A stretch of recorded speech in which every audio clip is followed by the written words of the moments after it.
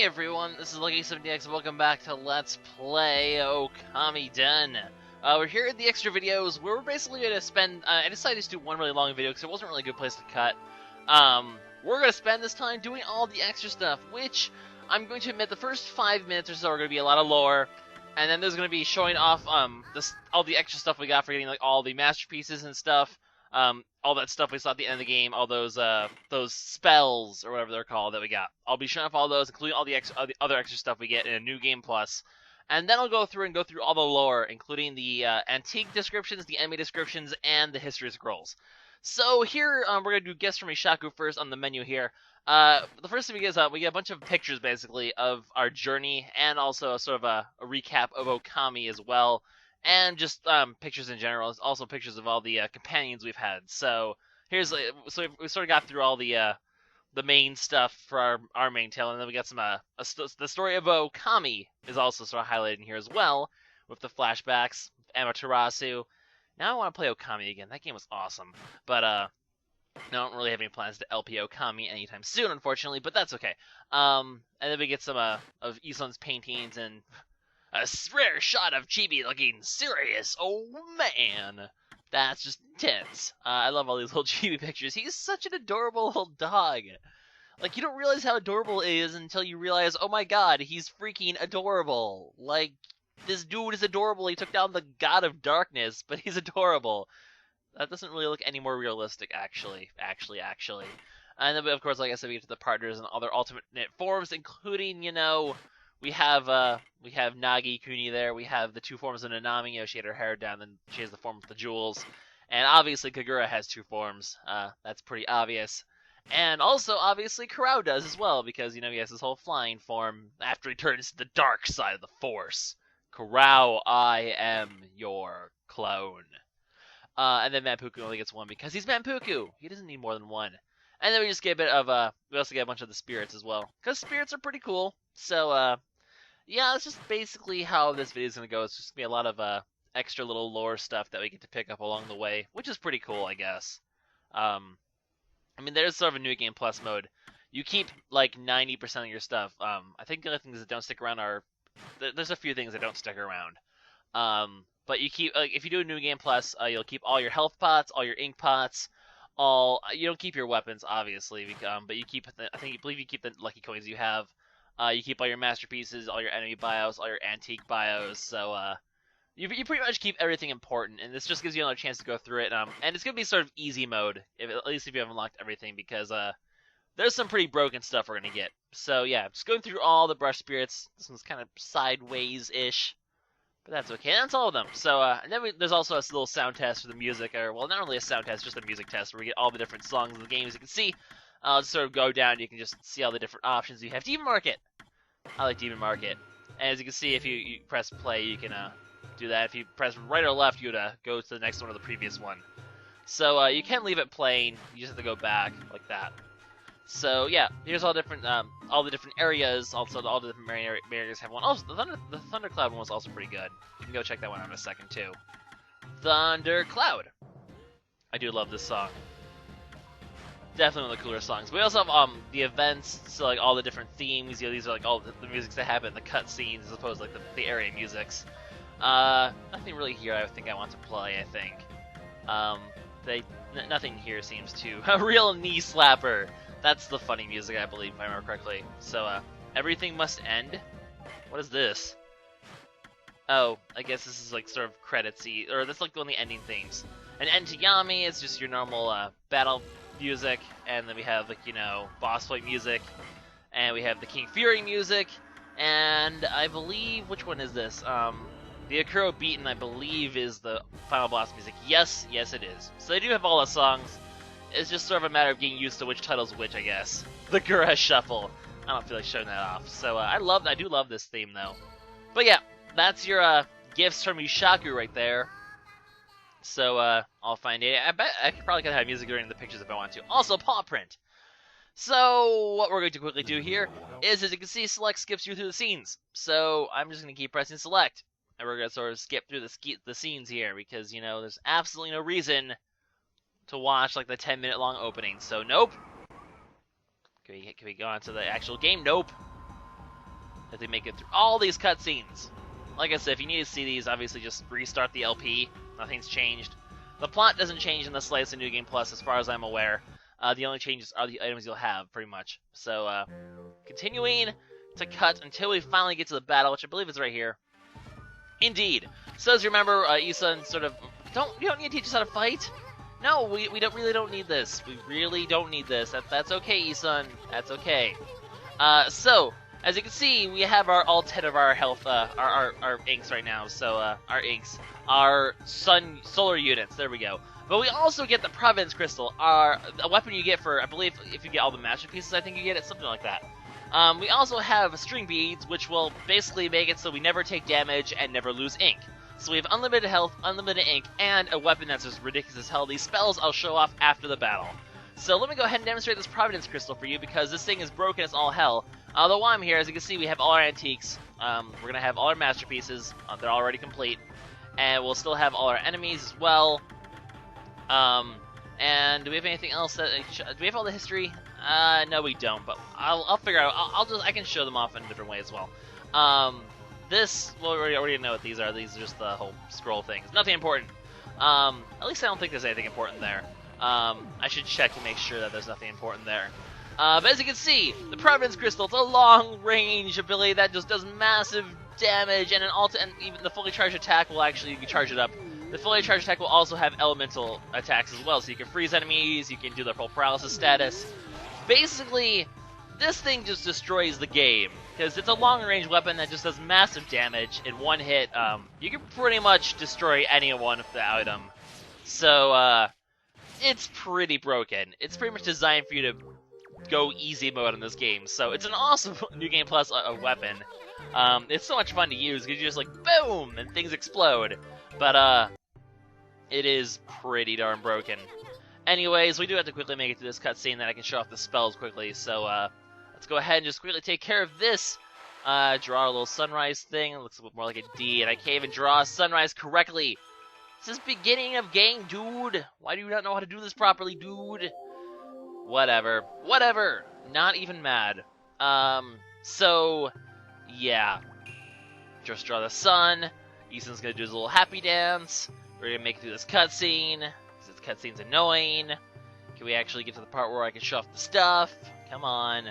I probably could have just cut this off, but it'll just be like a minute or two, so it's nothing too important. I probably could skip through this cutscene, can't I?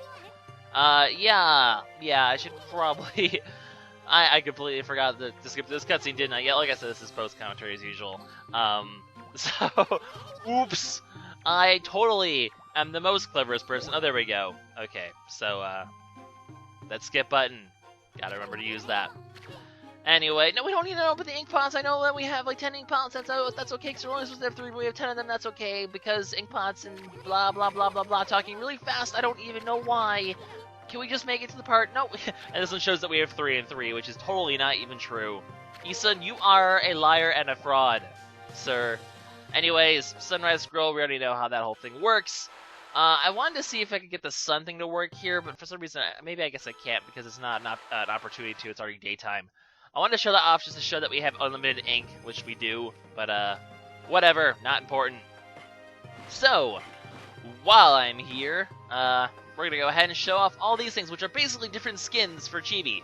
So you can make Chibi look different, which is pretty cool. I mean, this is like the more badass god form, and that looks pretty badass, so that's a pretty cool one. And they just count, they're under trinkets. You just press right at the end of the trinkets. They don't count as a trinket either, so that's pretty cool.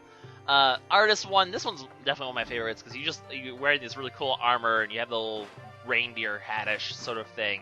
I'm sure it has some sort of symbolism in Japanese stuff. The Moon Tribe one, which turns you into a metal robot. Yeah, this one just kind of looks stupid. You don't even have a face. You don't even have a face. And then, as you can see, the other one is Dark Chibi Tarasu, because why would they not have it? Now we can have Dark Chibi Tarasu, and that one's definitely really cool. Because you are a badass evil dog. Heck freaking yes. So, yeah, that's a thing. And then this last one here just restores you back to your normal look. So, as you can see, back to normal. So, 4 different skins, and 1 to return you back to normal. Pretty awesome. I'm going to put the artist one on because I like the armor. It looks really cool. So, while we are done with that, it's time for lore! So if you don't want to see lore, bye. because the rest of this video is going to be lore, because lore is fun. I'm just going to quickly go through the very brief descriptions of all the antiques, because why not? There might be people who are curious about this kind of stuff. But don't worry, I'll get to the good stuff, namely the enemies and the history scrolls first. The enemy bios obviously are really cool, so definitely want to take the time to show that off for sure. Yeah, definitely want to do that.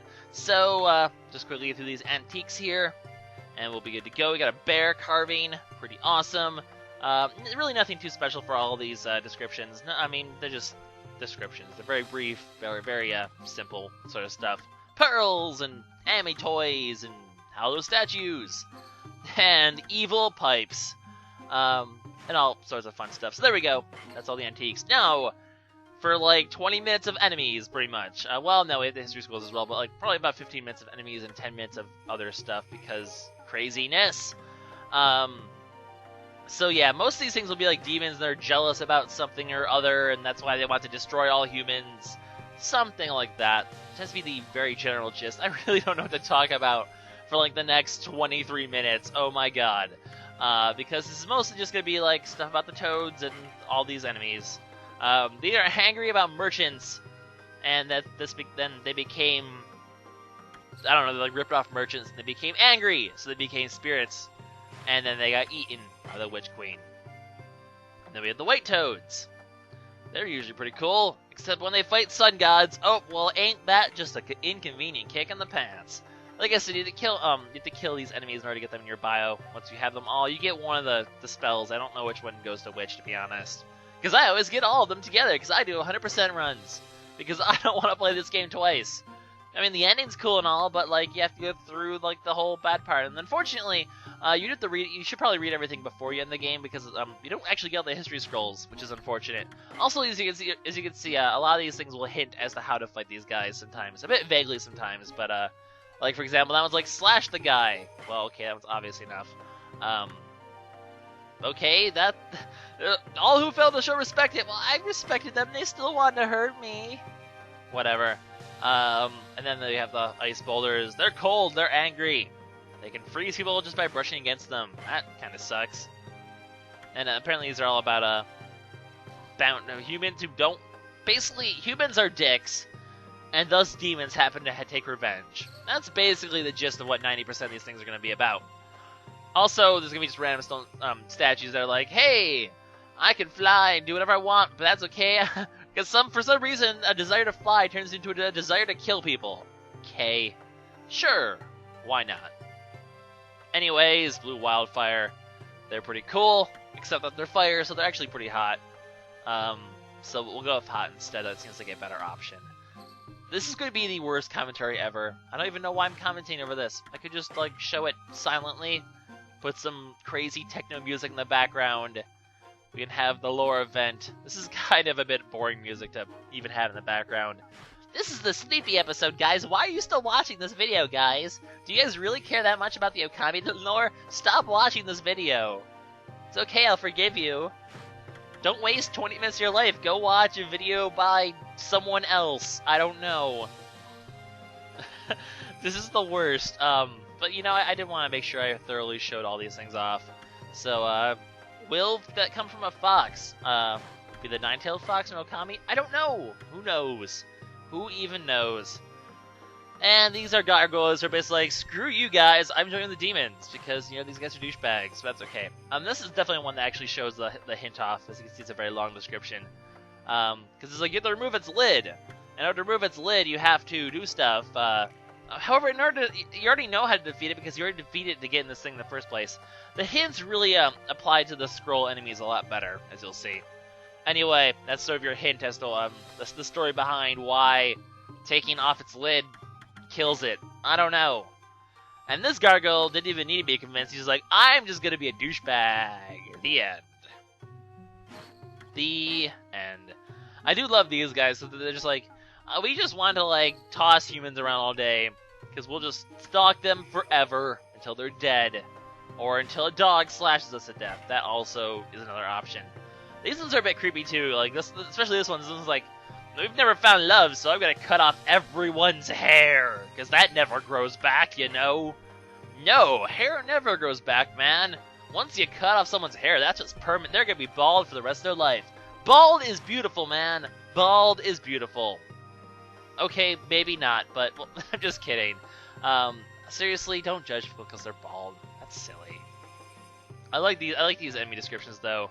Oh well, you should not play for Green Imp apparently. You should just beat them up instead with giant crystals of death. The cool thing about that Providence Crystal, by the way, as you saw, Dark Chibi actually used the Providence Crystal against you. So Dark Chibi, yes, Dark Chibi, Dark Furby, yes, Dark Furby. He actually sort of foreshadows that you get to use that weapon eventually, which is pretty cool. They show up the secret weapon before you even realize that it's a secret weapon. Yay! And these bone clams, they're clams that are bony. Also, this one's kind of cool because that ball is actually a human skull. Well, shit. That's pretty bad. Anyways, man, we're not even halfway done this video. Oh, man. And then we get, like, yeah. I don't even know where to go from here. This one sort of tells you that you should hit the things back, but the game kind of explained that it was pretty thoroughly either. And this one doesn't even hit that you have to use thunder on it. Like, there's still even no way in heck you would know this. Because this certainly doesn't help. That's for sure. Fiery spinning tops. Yes, tops. As in the supermarket tops. Clearly that's what I meant. I don't know why my brain thought of that right away. Scumbag brain thinks of things completely off topic. That's really, you have to be really distracted to realize, like, what video game were you playing, kid, that you didn't realize that your house was burning down? Like, what the actual heck? What the actual heck? Is this the one? I think the Thunder one's the one that's like, this is what happens to a Red Imp when he merges with his top. Well, that's kind of creepy. Also, this is my favorite one. They're walnuts that were discarded, and thus they became demons, because these walnuts were like, oh my god, you didn't eat me. Well, screw you, I'm gonna murder you and eat you instead. That walnut wanted to be eaten, dude. Eat your walnuts, kids. If you don't eat your walnuts, they'll kill you. I love those. It just doesn't make any sense. The walnut just wants to murder people. Like, okay, sure, Mr. Walnut. You do that, pat, pat, pat, you do that. Anyways, blue imps. They don't like explosions. Most people usually don't like explosions when they live in holes. And this guy actually is a Thunder God drum. So it's actually from the Thundercloud, corrupted. And now it plays evil music. But luckily, this one reminds us that we have the wind. So, it's a good thing that it reminds us of that. Anyway, black imps. These guys are ferocious, man. There's some sort of hints right there. The fury can only be magnified. Oh, ho, ho, ho, ho, ho. I wonder what you have to use to kill it. It wouldn't happen to be magnets, would it? How does that work? Ha ha. Ha ha. Oh, someone please stop me. Anyway, the Gashadokuro. Be wary of the swords. Yes, yes, indeed. This one luckily does tell us about the wind.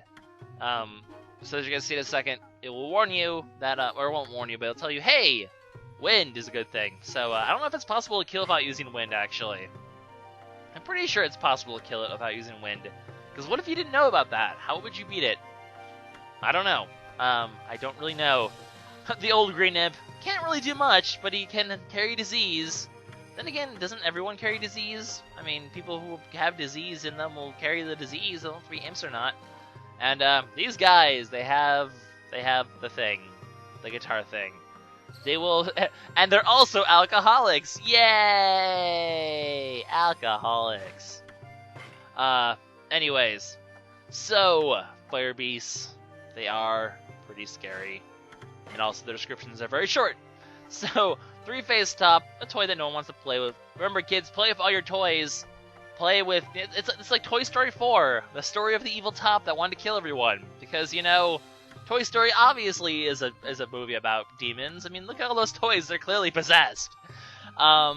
Anyways, Ice Beasts, they're kind of scary. Because, you know, they're all cold and stuff, so, yeah. And also, this one kind of hints that you can use wind as well. Although you should already know that from the Fire Beast. So, I don't know, the hints are a bit inconsistent, I suppose. These clay soldiers are all about, like, you know, the soldiers that died and then they came back to life as clay. And then you have to give them release, so they'll be happy again and give you stuff like their livers, because, like, you know, when demons are happy, they're like, here, have a liver, have my skin, have my bones. I don't need these anymore. Why a liver? I want a demon pancreas. I'm sure that's even more valuable. I want a demon spleen. I want a demon appendix. I mean, we're saving their life. They might have appendicitis for all we know. Armored Dokuros, these things are pretty scary. They any no moral that wanders near will be eaten. Well, it's a good thing we're not normal or mortal. We're sort of gods. That's okay. Spark Beasts. I don't know why these are the last ones on the list and not the Armored Dokuro, but sure. Although it does actually tell us right here, a very interesting tidbit, that the lightning was probably caused by a Spark Beast, even though they only existed 100 years in the past, apparently. So, yay! Lightning bolts that travel 100 years in the future. Sure, why not? And then we get to the bosses. The boss bio is always pretty cool. So, go ahead and give those a read. Lord of the Toads. He's very fat and very cowardly. Sounds like prime first boss material. Oh well. So, Witch Queen. Witch Queen. That was a fun boss. This is sort of like it's a nice way to end the LP, because it's sort of like a walk down memory lane. And then she has tantrums, and, you know, that's pretty cool and all. And she's, like, angry at everyone. And then I start to lose my voice, because, like, I've been recording already earlier, and my voice is rather tired right now. But that's okay. We'll keep going. We'll just keep going. So this guy, we already know his story pretty much. He wanted to climb a waterfall to become a dragon. But alas, he is not a carp, he's a catfish. And thus, he was sad. And thus, we kicked his ass, because he ate Kuni, and Kuni was pretty cool. They actually have separate bios of Rio and Sen, and the doll, so, it's a 3-for-1 right here. So, I love this part right here. So he just wants people to appreciate his dance, but it steals people's souls, so no one can ever appreciate it. Because, you know, if you steal their souls, you kind of kill them, and then they can't really criticize your work, for good or bad, because they're dead. So yeah, this guy just wants to be At some point, he's like, I don't want money, I want human souls. Yes, indeed, that is a logical next step, Mr. Ryu. Don't Hadouken in my face. I just have to pull out all the references right now, because it's a lore video.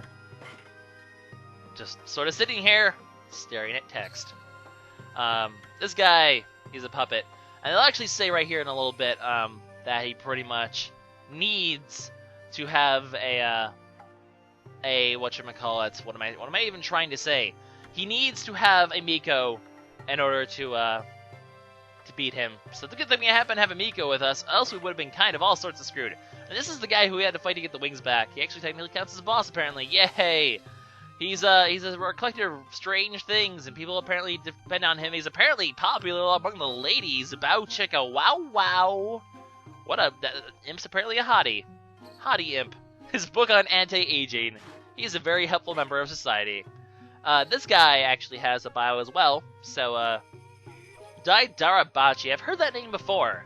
In a different game. Or somewhere else. I don't remember where. But that definitely sounds familiar. I'm pretty sure it's like a major figure in Japanese mythology of some sort. So, that's I guess, it. Statue sort of runs around, kills everything. Very Final Fantasy IV-ish, I suppose. Spoilers, I guess. If you've never played Final Fantasy IV, sorry. This thing makes King Fury look so sleek. He's like, he was a really cool guy who was brought down by politics. Screw you, politics screwing everything up. Yay! So, because of politics, he died all sad, unless he wanted to kill everyone. So, politics, kids, they're bad for you. A politics a day keeps happiness away. I don't know. I don't even know where I was going with that. This guy, he was a dude. No one really cares. Genji also counts, apparently. The art for the characters are always really, interestingly drawn, I suppose. So, he was created by Shikibu, but he came to life, and bad things happened as a result. So, is Mr. Right when Mr. Wrong, or when I can't talk anymore. Screw you, Edward Wannabe. Or is Edward the wannabe of Genji? That's the big question. Orochi, we didn't even technically fight you. We just sort of help Susanoo do nothing. So, yeah, you're totally important, but it does get some background on Bob, and that's pretty cool. I mean, it's pretty much the same description they used back in Okami. In fact, it might even be word for word the same description they used in Okami. In fact, for the old green imps and the old red imps, you know, recurring enemies, I wonder if they actually use the exact same descriptions in Okami. Because I know they make like a description somewhat like this in Okami, if I remember correctly. So, who knows? Although it talks about Nagi a lot, even though this is the version that Susanoo beat. So, which Orochi is the real one, because as you can see down there, briefly, even though the news is covering it, there's a true Orochi as well. So both Orochis have their own entry, I guess. The one from the 9 months ago and the one from 100 years ago, I mean. Anyway, Mitsuchi, he's a dragon dude. He used to be good, but then his village got destroyed and he was like, oh no, I'm gonna go evil now. Because, you know, that's what dragons do when their village gets destroyed. And then he's like, I'm gonna freeze myself because that's the most effective way, but apparently he's still hungry. So basically, the fat human, Manpuku, defeats the fat dragon. Fun times in the world of Okamiden. Sweet and Sour, aka Umani and Aji or something like that, the chef people, they were apparently good enough to be in here, so they are, in fact, in here. Hooray! No one knows, though, because they only cook for Orochi, so who knows if they're master chefs? Like, if no one else has tried it, was Orochi just like, oh my god, these guys are master chefs? Like, if no one's ever eaten anything they've ever made, how would anyone even know? I wouldn't trust Orochi. I mean, he's a snake. He's 9 snakes. 8 snakes. 8 snakes, yes. I wouldn't trust 1 snake, let alone 8 snakes. I bet those guys actually suck, and Orochi's just giving them a favor, being like, hey, you're pretty cool. You're the best chefs ever. And everyone's like, oh man, you're the best chefs ever. Also, drink like a snake. Is that actually a phrase? Is drink like a fish a phrase even? I don't remember that phrase ever. Also, Kurao, you have a mouth. Oh my god. This portrait of Kurao is a bit weird, I guess. Very sort of generic description of Kurao, though. We already sort of know this. Akuro! So we're getting back to the final bosses now. So yeah, Orochi, such a fearsome guy, the most terrifying guy in existence, is actually a vessel for this guy who's supposed to be even more terrifying. So you lied, description. I feel betrayed by you, in fact. So, yeah, this is just basic, description of Akuro that we already know. Nothing too special, really. So, yeah. Anyway, Akuro, the main form. The Chibi, the Dark Chibi form. Very, very generic, boring description. Hurrah! Not very exciting. Anyways, we also have the history scrolls. So the last thing I'm going to do is go through all these history scrolls. So that's the plan. Where basically we're going to learn the story about everything that happens. It's going to mostly go over Okami's history, actually. So this is all the stuff that happened in Okami, actually, not anything to do with Okamiden. So, for those of you who don't want to be spoiled about Okami, even though you've been spoiled about 50 times now throughout this entire Let's Play, stop watching, because this is going to really give you the details of Okami. But for those of you who want a refresher on Okami, these history scrolls are there for that purpose. Other than that, they really have absolutely no use. They will not give you anything extra for getting all of them, so, in fact, they don't even stick around late game. Or in the New Game Plus. You don't even get to keep them. So, in the end, they really aren't that important. You just start with a few of them early game. So you learn about the basics of Amaterasu's story early game, and then you sort of get the rest later. So, nothing too special there. But that's okay. Waka! So if you didn't know who Waka was, and I guess this is like supposed to be here in case you didn't play Okami. And it sort of fills in the details you need to know about the characters before, you know... It sort of fills in the gaps that you might have had if you hadn't played Okami. Then again, if you hadn't played Okami, I don't know how much you'd really be able to follow this game regardless. Just saying, I guess. And then it just sort of talks about the fight of Orochi, which is really everything important that we need to know. All the bonus history scrolls are like the bonus parts of Amaterasu's story that really don't apply, because... really, it's the Orochi fight and everything that happened before Orochi really is like the major thing that the story sort of that Okamiden focuses on.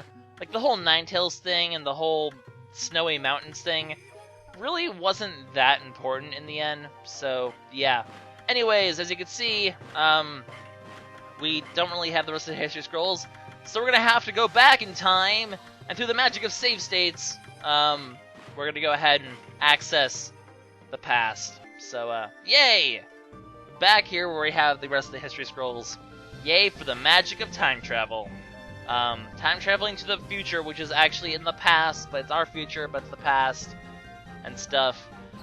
This is going to sort of detail the rest of Amaterasu's journey, and then a little bit of detail about all the bosses she faced, which is kind of neat, I suppose. My throat is just like, no, you've been talking for over a half hour, dude, shut the hell up. Stop talking. So, like, if I just sort of die, don't worry, I'll be okay. Just keep going with the lore. Everything will be okay. Anyways, just sort of detailing the Ninetales as well, you know, something that the whole Ninetales fight. That was, in my opinion, the most epic fight. Maybe it's just me, but I always like the evil versions of the person. This is like, you know, evil versions of the gods or something like that. Because the Ninetales was essentially the evil version of Amaterasu in a sense. Which is why the Dark Chibi fight, which sort of takes heavily after the Ninetales fight, ends up being just so cool because of that reason alone. Because they both have, you know, they both can sort of combat you with their own brush skills. They sort of have similar skills as you do. Both of them make for very, very awesome fights, especially the Dark Chibi one. The Dark Chibi one was especially well done. Very, very good fight. Anyways, just sort of detailing the end of Okami now, and then we'll get to the bosses. So, yeah. Or just major events, I guess, in Okami that this didn't really talk about. That was one heck of an adventure, man! I do like Isun's. It kind of makes you miss Okami when you're like, when you hear him say "you big furball" and "mangy muscle" and like all mangy muzzle, and you know all this stuff that, you know, Isun said back then, which you really didn't get any of like Isun talk back in this one. He didn't really ever call Chibi "you big furball" because he was sort of a little furball actually, not a big one. Gotta be very specific of calling people furballs, else it just is not a very effective insult. Anyways, we also have the 8 Canine Warriors. Just lots of stuff from Okami. Really nothing to comment about, because a lot of this doesn't really even apply for this game in general. So, if you guys have made it this far in the video, I appreciate it. Like, you guys are pretty cool to have stuck this far. If you guys are that manly to have stuck this far for all the lore and listened to me say stupid stuff for the past 20 minutes, leave a comment below saying that you're a man. Or a woman, if you're a woman. I don't want to be sexist here. Because seriously, if you guys stuck through all this, you guys are troopers. You guys are the true fans, I guess. Whether it be fans of me or fans of Okamiden, that is a different story. But, thanks for watching. I appreciate it. But we are getting pretty close. We're within the 2-minute mark here, at least for the history scrolls. And hopefully that'll be it. I do want to check a few things, make sure that there's not anything else I'm missing. But this video is long enough. I'll probably put it in a different video. If there's any other lore I want to show off, because 35 minutes is like way too long for a video. Also, that was one of my favorite sections of Okami, where you shrink down, use the magic mallet. The whole story of the magic mallet being clarified in Okami, and it makes it even more special. But where like you had to have like normal size Isun, it was really cool. And then you got to fight Blight and you get the whole Mist scroll. I wish they had the Mist spell or the Mist ability in this game. The whole slowing down time thing was just really cool. It's really a shame that it wasn't in this game. I mean, given, you know, system limitations, I'm not surprised, because that was probably one of the more system-intensive brush skills. But it's a shame that they couldn't. I understand though, so it's all cool. Anyway, we're getting pretty close here. I think there's only 2 more of these history scrolls left, and then we'll be good to go. We're talking about Isun's home, and they'll talk about old Ishaku. We didn't get to see old Ishaku, just young one. And young Ishaku, he was pretty cool. In fact, you can see him there. He's all old. Ishaku was a pretty cool guy. Helped us save the world. Helped us defeat Akuro and everything. He was our final partner. So go figure. They actually got to show off Ishaku a little bit, and that was pretty neat. But that being said, guys, I should probably start signing out now, because we're actually done with the history scrolls here. We just get a little bit of tidbit about when Amaterasu met Shiranui. Even though Shiranui was dead, so how does that work? How did Shiranui end up in the future? Maybe that's something that'll explain future games? I don't know. Does Shiranui time travel to the future? What's going on? I don't even understand, but that's Okamiden for you guys. So, there's all the lore. Thanks for watching, guys. LuckySevenDX, sign out. Stay tuned for the closing video. Bye.